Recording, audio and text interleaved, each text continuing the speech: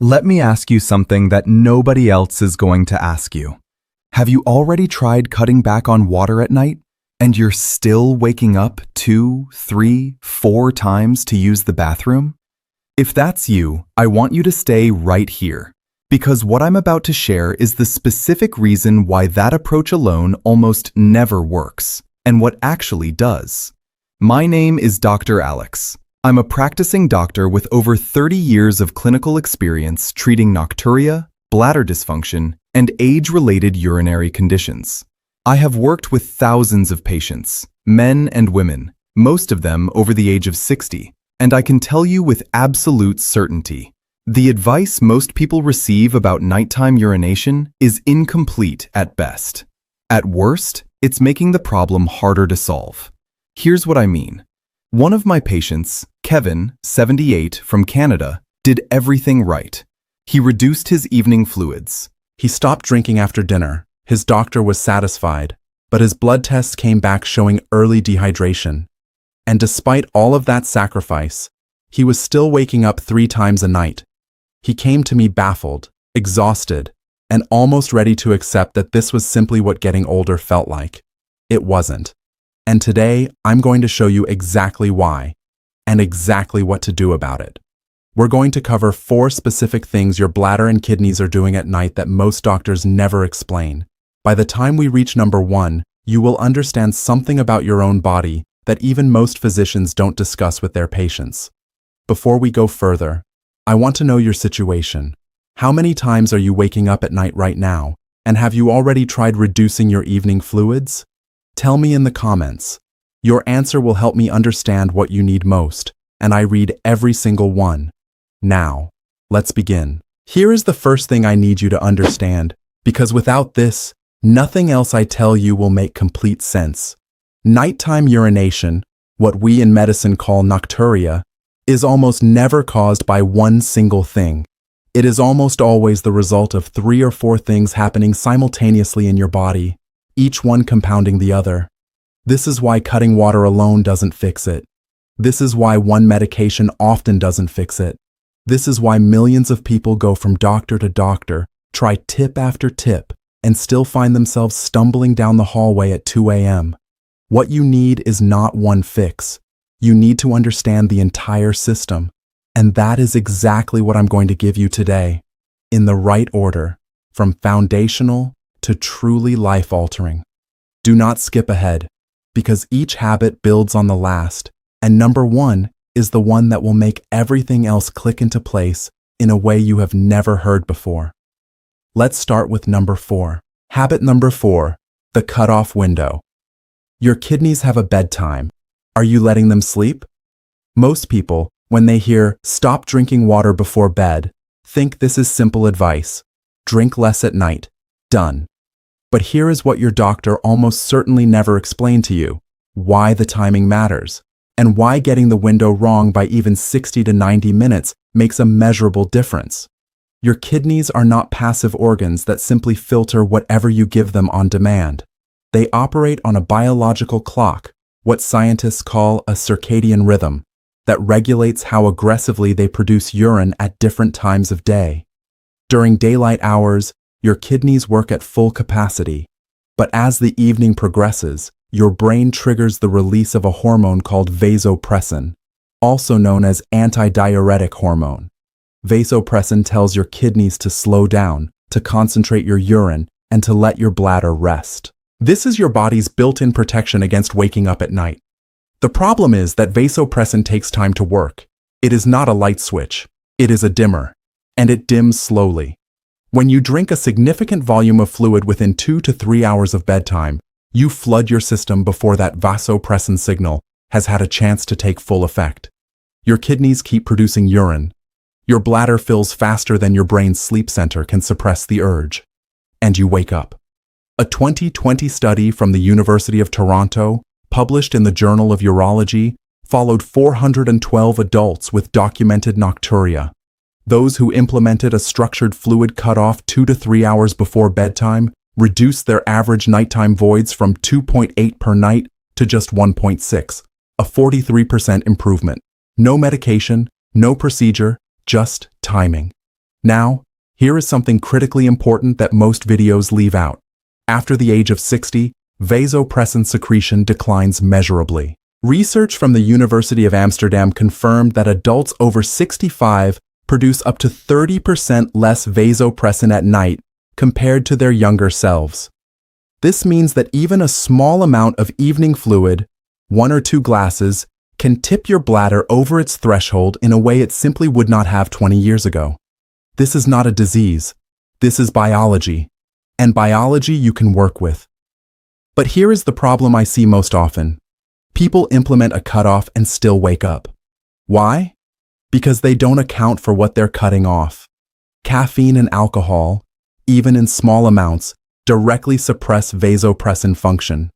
An evening cup of tea, a glass of wine with dinner, a decaf coffee, all of these interfere with the very hormone your body relies on to protect your sleep. One of my patients, Margaret, 72 years old, had reduced her evening fluids to almost nothing. She was drinking barely 4 ounces after 7 p.m. and still waking twice a night. When I asked what those 4 ounces were, she told me, chamomile tea with a splash of honey. Chamomile contains compounds with mild diuretic properties. We switched her final evening drink to plain warm water. Within 2 weeks, she went from waking twice to waking once, sometimes not at all. Your action step for habit 4. Identify your target bedtime and count back 2.5 to 3 hours. That is your final fluid cutoff. Set a phone reminder if you need it. Your last drink should be 6 ounces or less. And it should be plain water or warm water with nothing added. No tea, no decaf, no alcohol, no juice. This is the foundation. But it is only the foundation. Because the reason many people cut fluids and still wake up is that they never addressed what's happening earlier in the day. That is exactly what habit 3 covers. Habit number 3, front load your hydration. The timing mistake that makes your kidneys work all night instead of resting. Here is a pattern I have seen in hundreds of patients, and I would be willing to bet it describes you. You wake up in the morning, you're not particularly thirsty, you have your coffee, maybe a small glass of something, and you move on with your day. Lunch comes, you have a moderate amount to drink. By mid-afternoon, you realize you haven't had much water today, so you start catching up. By evening, you're trying to get your hydration in before your cutoff window, and you're drinking more in a compressed period of time, right when your kidneys need to be winding down. This pattern is physiologically backwards, and it is one of the most underappreciated drivers of nocturia in otherwise healthy adults. Here is the biology. Your kidneys process fluid most efficiently during the active hours of the day, roughly 6 a.m. to 2 p.m. During this window, your aldosterone levels, your renal blood flow, and your sodium regulation mechanisms are all optimized for high-volume processing. If you give your kidneys the bulk of your daily fluid during this window, they clear it efficiently. Your bladder fills and empties normally during waking hours. By evening, there is genuinely very little left for your kidneys to do. But if you're backloading, drinking most of your fluid in the afternoon and evening, you are sending large volumes of fluid to your kidneys at exactly the time when they are biologically designed to be slowing down. The result is predictable. They can't keep up, the fluid stays in your system, and it becomes urine in the morning. A 2021 clinical trial from Seoul National University Hospital divided 320 nocturia patients into 2 groups. One group drank water without timing guidance. The other consumed 70% of their daily fluid before 2 p.m. After 8 weeks, the front-loading group reported a 47% reduction in nighttime voids. The control group saw only a 9% improvement. A 2019 study from Keio University School of Medicine in Tokyo confirmed that front-loaded hydration reduced mean nighttime urine volume by 35% in men aged 55 to 75. Now I want to address something important, something several of my patients have asked me, and something I know many of you are thinking right now. Doctor, if I drink more water in the morning, won't I need the bathroom more during the day? I already have some daytime urgency. Yes. Initially, for 1 to 2 weeks, you may notice more daytime trips to the bathroom. This is normal. This is in fact the goal. You want your bladder doing its work during the day, when you are awake and active, not at 3 a.m. The daytime frequency typically normalizes within 2 to 3 weeks as your bladder recalibrates to the new pattern. Let me tell you about Robert, a 71-year-old retired engineer who came to me after 2 years of waking up 3 to 4 times every night. He was convinced he had a serious prostate problem, and while we did address some mild prostate enlargement with medication, the transformation came when I had him complete a 48-hour fluid diary. He was drinking fewer than 400 milliliters before noon, barely more than a large glass. Then he consumed nearly a liter between 6 and 9 p.m. We flipped his schedule. Large glass of water the moment he woke up. Consistent hydration through the morning. A gradual taper from 2 p.m. onward. Firm cutoff at 7 p.m. Within 6 weeks, Robert was down to 1 nighttime void. His sleep quality improved dramatically. He told me he'd forgotten what it felt like to wake up actually rested. Your action step for habit 3. Tomorrow morning, before coffee, before your phone, drink a full 8-ounce glass of plain water. Then aim for 2 more glasses before noon. Set a reminder at 10 a.m. and again at noon if you need it. After lunch, begin to taper. By 4 p.m., you should be sipping only. Your fluid cutoff from habit 4 does the rest of the work. Now, here is where it gets genuinely interesting, because habit 2 addresses something that neither of these first 2 habits can solve on their own. And when I explain it, most patients tell me, "I've never heard anyone talk about this before." Habit number 2, the hidden flood. The invisible reservoir filling your bladder while you sleep. I want you to imagine something. You do everything right tonight. You stop drinking at 7:30 p.m., you front-loaded your hydration beautifully throughout the morning. You go to bed feeling confident. And then, 75 minutes after falling asleep, you are suddenly and urgently awake and need to use the bathroom immediately. This happens to many of my patients even after they implement the first 2 habits. And for years, they assume there is something wrong with their bladder. There isn't. There is something happening in their legs. Here is the mechanism, and I want you to pay close attention because this is the most important thing I will tell you today. When you consume a moderate to high sodium diet, and the average adult is consuming nearly 3,400 milligrams per day according to CDC data, fluid accumulates in the soft tissues of your lower body throughout the day. Your ankles, your calves, the area around your knees. This fluid accumulation is called peripheral edema, and it may be so subtle that you barely notice it. A slight tightness in your socks, shoes that feel a little snug by late afternoon. That is what it looks like. Now, the moment you lie down flat in bed, gravity is no longer pulling that fluid downward into your legs. It redistributes. It flows back into your bloodstream. Your circulation carries it upward to your kidneys, and your kidneys, following their programming, filter it directly into your bladder. This is why you feel perfectly fine going to bed, and then 60 to 90 minutes later, you're urgently awake. You haven't drunk anything in 3 hours, but your legs have been slowly building a reservoir all day long, and the moment you lay down, that reservoir empties straight into your bladder. A landmark 2017 study published in the Journal of Urology, conducted by researchers at Nagasaki University, enrolled 321 participants and had them reduce their daily sodium intake from an average of 10.7 grams to 8 grams.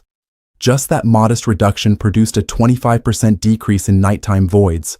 Participants went from an average of 2.3 nightly bathroom trips to 1.7. No medication, no procedures, just less salt. A 2020 follow-up study from the same institution showed that combining sodium reduction with afternoon leg elevation produced a combined 52% reduction in nocturnal urinary volume. 52%. Let me tell you about Dorothy. Dorothy was 76 years old and had been waking 4 to 5 times every night for over 3 years. She had tried 2 different medications. She had completed a full course of pelvic floor therapy. Nothing gave her sustained relief. When she came to me, I ordered a 24-hour urine collection alongside a detailed dietary recall. Her sodium intake was over 4,000 milligrams per day, well above recommended levels, and her nighttime urine output was 68% of her total daily urine volume. Nearly 7 out of every 10 milliliters of urine she produced happened while she was asleep. That is a textbook sign of nocturnal polyuria driven by fluid redistribution from the lower limbs. We implemented a sodium reduction to under 2,300 milligrams. We added 30 to 45 minutes of leg elevation each afternoon before dinner, and we combined that with the hydration strategies we've already discussed. Within 8 weeks, Dorothy's nighttime voids dropped to 1 to 2 per night. Her total nocturnal urine volume fell by 44%. She wept during our follow-up visit.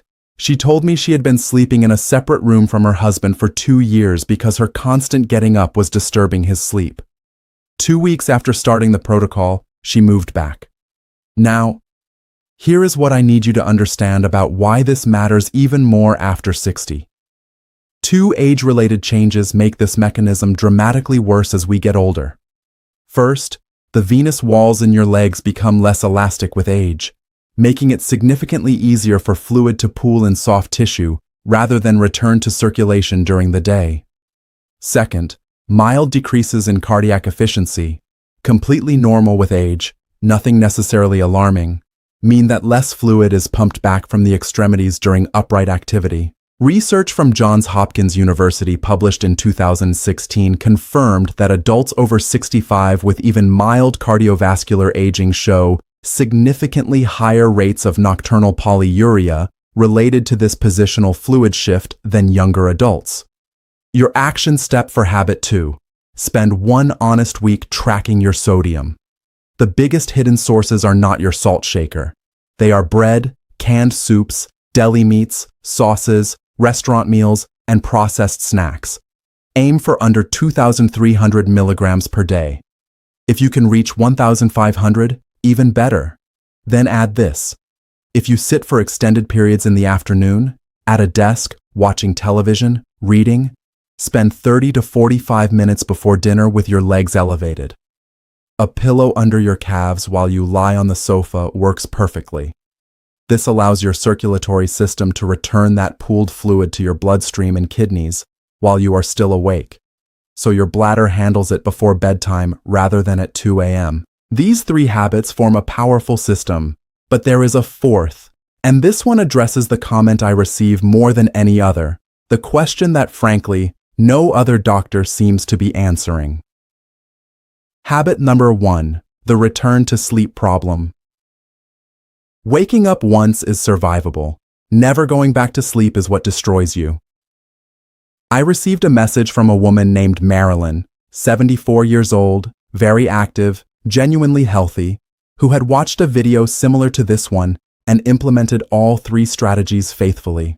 Her nighttime bathroom trips had reduced from 4 per night to 1, which should have been a victory. But Marilyn was still exhausted every single morning, because after that 1 trip to the bathroom, she could not fall back asleep.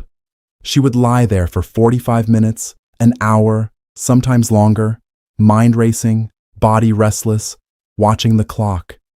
If this sounds familiar, I want you to know, this is not a willpower problem. This is not anxiety, and it is not a separate issue from nocturia. It is the final piece of the system that almost nobody addresses.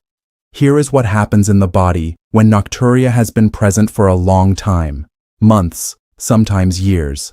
Your nervous system begins to associate the act of waking at night with alertness. It is a conditioned response. Your brain has learned, nighttime waking means something needs attention.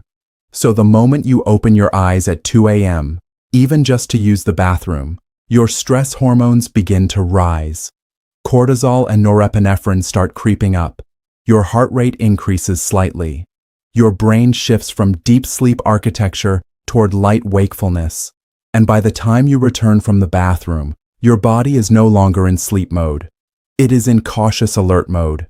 This is known in sleep medicine as conditioned arousal, and it is one of the most under-recognized consequences of long-term nocturia. Research published in the journal Sleep Medicine Reviews confirms that conditioned arousal, not the bathroom trip itself, is the primary reason many older adults with improved nocturia still report poor sleep quality. So what do you do about it? 4 specific practices, and these are simple. They cost nothing. First, when you wake and need to use the bathroom, keep lights as dim as possible. Use a nightlight rather than overhead lighting. Bright light, especially blue spectrum light, immediately signals your brain that morning has arrived and suppresses melatonin. A single bright bathroom light can delay sleep onset by 20 to 30 minutes. Second, do not check your phone or clock. When you look at the time, your brain performs an involuntary calculation. How many hours of sleep do I have left?